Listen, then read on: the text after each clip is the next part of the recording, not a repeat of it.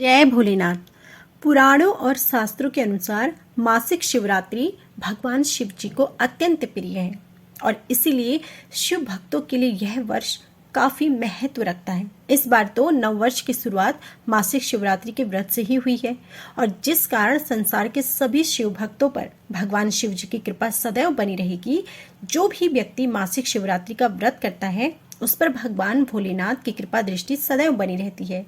ऐसे में आज आप सुनिएगा मासिक शिवरात्रि की व्रत कथा, महत्व के विषय में और संपूर्ण पूजन विधि के विषय में। मासिक शिवरात्रि की व्रत कथा प्राचीन समय की बात है। एक चित्रभानु नामक शिकारी था। वह शिकार करके उसे बेचता और अपने परिवार का पेट भरता। वह उसी नगर के एक साहूकार का कर्जदार भी था और आर्थिक तंगी के कारण समय पर उसका ऋण नहीं चुका पा रहा था, जिससे साहूकार को बड़ा गुस्सा आ गया और शिकारी चित्रभानु को शिव मठ में बंदी बना लिया। संयोगवश उस दिन मासिक शिवरात्रि थी, जिस कारण शिव मंदिर में भजन और कीर्तन हो रहे थे और वह बंदी शिकारी चित्रभानु पूरी रात भगवान शिव जी के भजनों और कथा का आनंद ले रहा था। सुबह होते ही साहूकार ने उसे अपने पास बुलाया और ऋण चुकाने के लिए कहा। शिकारी चित्रभानु ने कहा कि सेठ जी, मैं कल तक आपका ऋण चुका दूंगा। उसका यह वचन सुनकर सेठ जी ने उसे छोड़ दिया, जिसके बाद शिकारी शिकार के लिए जंगल में चला गया। किंतु पूरी रात बंदी गृह में भूखा और प्यासा होने के कारण वह बहुत थक गया था और व्याकुल हो गया था और इसी प्रकार वह शिकारी की खोज में बहुत दूर आ चुका था। सूर्य अस्त होने लगा तो उसने सोचा आज तो रात जंगल में ही बितानी पड़ेगी। ऊपर से कोई शिकार भी नहीं मिल रहा जिसे बेचकर सेठ जी का ऋण चुका देता। यह सोचकर वह एक तालाब के पास पहुंच गया और भर पेट पानी पिया, जिसके बाद वह बेल के पेड़ में चढ़ गया जो कि उसी तालाब के किनारे पर था। उसी बिलपत्र के पंड के नीचे शिवलिंग की स्थापना हो रही थी, किंतु वह पूरी तरह बिल की पत्तियों से ढक होने के कारण उसे शिकारी को दिखाई नहीं दिया। शिकारी चित्रभानु पेड़ में बैठने के लिए बिल की टहनियां और पत्ते तोड़कर नीचे गिरा रहा था। संयोगवश से वह सभी टहनियां और पत्ते भगवान शिवलिंग पर गिरते रहे और शिकारी चित्रभानु रात्रि से लेकर पूरे दिन भर का भूखा प्यासा था और इसी प्रकार उसका मासिक शिवरात्रि का व्रत भी हो गया। कुछ समय बाद उस तालाब पर पानी पीने के लिए एक गर्भवती हिरणी आई और पानी पीने लगी। हिरणी को देखकर शिकारी चित्रभानु ने अपनी धनुष पर तीर चढ़ा लिया और तोड़ने लगा तो गर्भवती हिरणी बोली, तुम धनुष तीर मत चलाओ, क्योंकि इस समय मैं गर्भवती हूँ और तुम एक साथ दो जीवों की हत्या नहीं कर सकते, परंतु मैं जल्दी ही प्रसव करूंगी, जिसके बाद मैं तुम्हारे पास आ जाऊंगी, तो तुम मेरा शिकार कर लेना। उस हिरणी की बात सुनकर चित्रभानु ने अपने धनुष को ढीला कर दिया। इतने में वह हिरणी झाड़ियों में लुप्त हो गई। ऐसे में जब शिकारी ने अपने धनुष की प्रत्यंचा चढ़ाई और ढीली करी तो उसी दौरान कुछ बिल्व पत्र के पत्ते झड़कर शिवलिंग के ऊपर गिर गए। ऐसे में शिकारी के हाथों से प्रथम पहर की पूजा भी हो गई। कुछ समय बाद दूसरी हिरणी झाड़ियों में से निकली। उसे देखकर शिकारी की खुशी का कोई ठिकाना न रहा। चित्रभानु ने उस हिरणी का शिकार करने के लिए अपना धनुष उठाया और तीर छोड़ने लगा तो हिरणी बोली, शिकारी, आप मुझे मत मारो, मैं अभी ऋतु से निकली हूँ और अपने पति से बिछड़ गई हूँ। उसी को ढूंढती हुई मैं यहाँ तक आ पहुँची। मैं अपने पति से पेट भर कर आऊँगी, उसके बाद तुम मेरा शिकार कर लेना। यह कहकर वह हिरणी वहाँ से चली गई। शिकारी चित्रभानु अपना 2 बार शिकार खोकर दुखी हुआ और चिंता में पड़ गया कि प्रातः सेठ जी का ऋण कहाँ से चुकाऊंगा। जब शिकारी ने दूसरी हिरणी का शिकार करने के लिए धनुष पर प्रत्यंचा चढ़ाई तो कुछ बिल्व पत्र के पत्ते झड़कर शिवलिंग के ऊपर गिर गए। ऐसे में पूजा का दूसरा प्रहर भी संपन्न हो गया और ऐसे में अर्धरात्रि बीत गई और कुछ समय बाद एक हिरणी अपने बच्चों के साथ तालाब पर पानी पीने के लिए आई। चित्रभानु ने जरा सी देर नहीं की और धनुष पर प्रत्यंचा चढ़ाई और तीर को छोड़ने लगा। इतने में वह हिरणी बोली, हे शिकारी, आप मुझे अभी मत मारो, यदि मैं मर गई तो मेरे बच्चे अनाथ हो जाएंगे। मैं इन बच्चों को इनके पिता के पास छोड़ आऊं, जिसके बाद तुम मेरा शिकार कर लेना। उस हिरणी की बात सुनकर शिकारी चित्रभानु जोर से हंसने लगा और कहा, सामने आए शिकार को कैसे छोड़ सकता हूँ? मैं इतना भी मूर्ख नहीं हूँ, क्योंकि 2 बार मैंने अपना शिकार खो दिया है। अब तीसरी बार ऐसा नहीं करूँगा।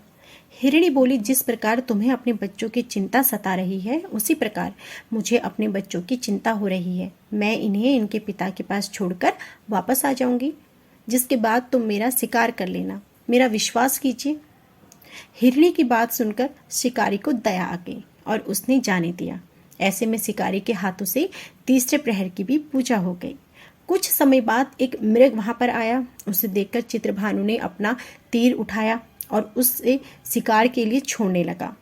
तो वह मृग बड़ी नम्रता पूर्वक बोला, हे शिकारी, यदि तुमने मेरी तीनों पत्नियों और छोटे बच्चों को मार दिया तो मुझे भी मार दो, क्योंकि उनके बिना मेरा इस दुनिया में कोई नहीं है। यदि तुमने उनको नहीं मारा तो मुझे भी जाने दो, क्योंकि मैं उन तीनों हिरणियों का पति हूँ और वह मेरी ही तलाश कर रही हैं। यदि मैं उन्हें नहीं मिला तो वो सभी मर जाएंगे।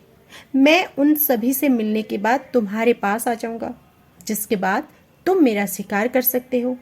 उस मृग की बात सुनकर शिकारी को पूरी रात घटना चक्र समझ आ गया और उसने पूरी बात उस मृग को बता दी। मेरी 3 पत्नियां जिस प्रकार प्रण करके गई हैं, उसी प्रकार वह वापस आ जाएंगी, क्योंकि वह तीनों अपने वचन की पक्की हैं। और यदि मेरी मृत्यु हो गई तो वो तीनों अपने धर्म का पालन नहीं करेंगी। मैं अपने पूरे परिवार के साथ शीघ्र ही तुम्हारे सामने आ जाऊंगा। कृपया करके अभी मुझे जाने दो। शिकारी चित्रभानु ने उस मृग को भी जाने दिया और इस प्रकार अनजाने में उस शिकारी से भगवान शिवजी की पूजा संपन्न हो गई, जिसके बाद शिकारी का हृदय बदल गया और उसके मन में भक्ति की भावना उत्पन्न हो गई।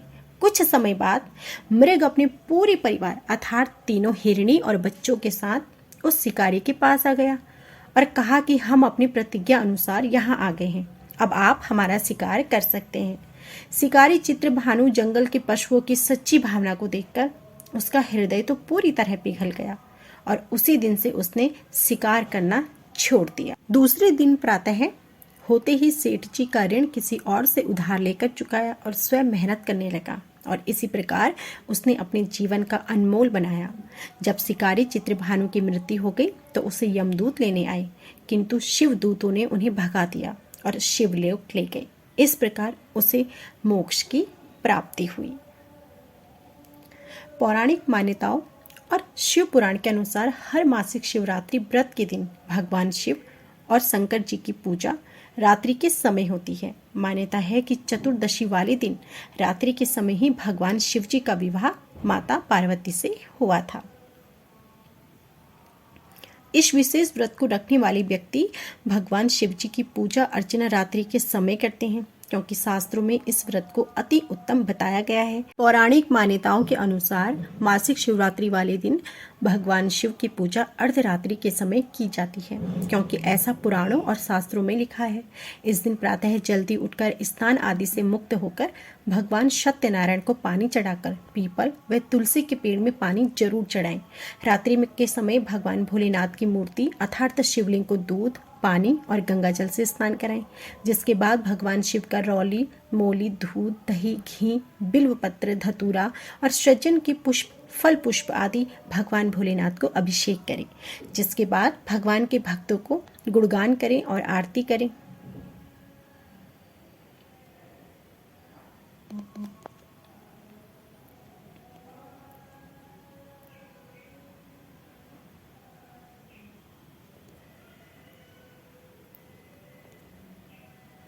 इसके बाद भगवान भोलेनाथ के भजनों का गुणगान करें और आरती करें। दूसरे दिन मासिक शिवरात्रि के व्रत का पारण करें। पूजा करते समय भगवान शिव जी के महामंत्र ओम नमः शिवाय का जाप जरूर करें। तो यह थी संपूर्ण मासिक शिवरात्रि की व्रत कथा और पूजा विधि। उम्मीद है कि आपको हमारी यह कथा जरूर पसंद आई हो। कथा पसंद आई हो तो प्लीज़ वीडियो को लाइक, कथा पसंद आई हो तो प्लीज़ वीडियो को लाइक ज़रूर कीजिएगा। कमेंट बॉक्स में जय भोलेनाथ ज़रूर लिखिएगा।